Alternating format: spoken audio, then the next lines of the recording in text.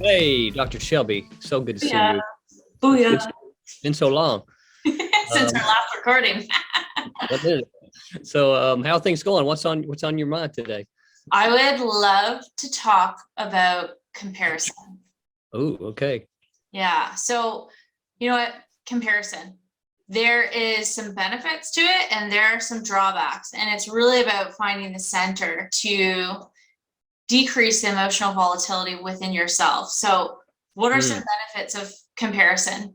When you're hmm. looking out, say, at leaders or people you admire, people who've accomplished great things, whatever you're able to identify in them, you can actually, like, it's in yourself. And you wouldn't be able to see it in others if there wasn't some reflection there for you. So, one Right. of the benefits of comparing is you start to, as you begin to see people do some pretty incredible things, you can start to own that within yourself and really get that authentic self-worth. Yeah. Yeah. Yeah.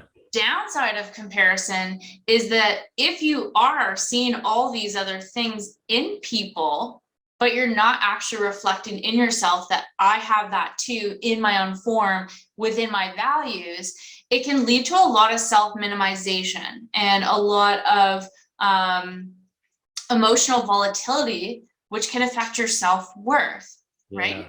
So Yeah. it's really important that, and here's another thing: when you are admiring something in someone else, it's really important that you're not putting them on a pedestal and you're seeing all the other traits that they have as well. Because here's the thing: if you begin to admire someone and all you see is good, all you see is positive, that's not good either, because that's not truth. So whenever you are identifying something you like in someone, you admire in someone, also find the other side. What's something you dislike or what's something you don't admire?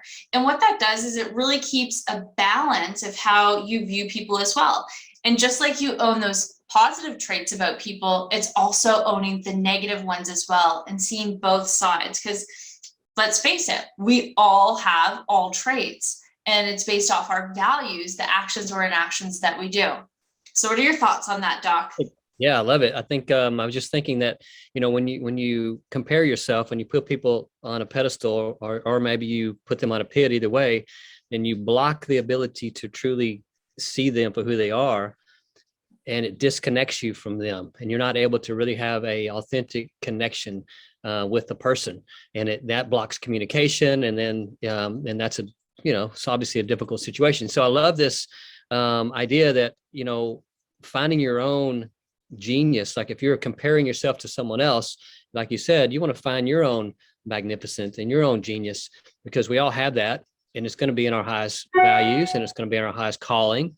And so that's where you always want to come back to your center, come back to your stable point, which is go back to who you are. What are your values? What are your drives? What is your own specific uniqueness that makes you stand out? Because hell, we all have our own uniqueness. That's what gets us to stand apart. And if we can capitalize on our own individual uniquenesses and recognize those in ourselves, then when we find ourselves comparing someone else or putting them on a pedestal, we can really quickly see how we are just as when we compare, we can say, oh, we're just as a genius or just as successful or just as beautiful as that person in our own form, which is going to be in our highest values. So it's such a great thing when we find ourselves comparing to others. It's probably a chance that you're just not remembering your own uniqueness. So come back home to your highest values and your mission, and it's just such a good lesson. So when you see yourself doing that, do the exercise you mentioned. Find where you are just as you have the same trait, and then find where they have the opposite trait. Because everyone that's successful always is very unsuccessful. Everyone that's a genius always has their side where they're not too bright, right? So we always have both sides. And so you always want to look for that, even our own individual selves, because sometimes we can put ourselves above others and think, well, we're better than them or we have more than they have. But in reality is we don't. We're all the same. And so finding both sides helps us stay balanced and centered ourselves. Just well said. So good. So good.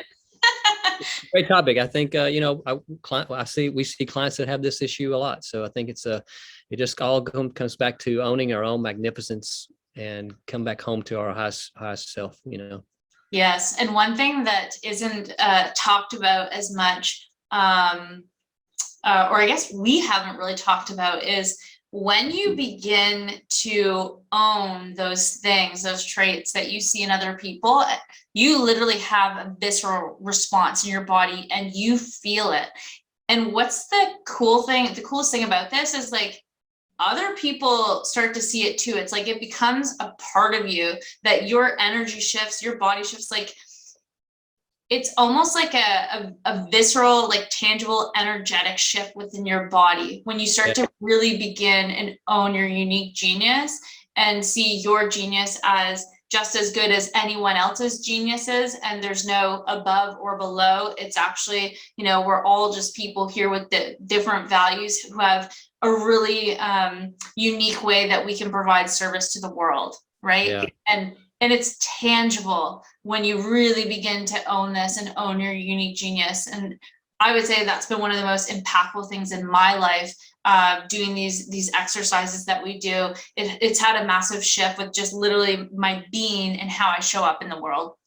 Yeah, it makes you magnetic to other people, because when you're not feeling that judgment from others, and when someone's not feeling a judgment from you to them, they're going to be drawn to you and more magnetic. And so, and you can see that because you're not judging others for the way they look or what you think they have or don't have. You're just loving them for who they are.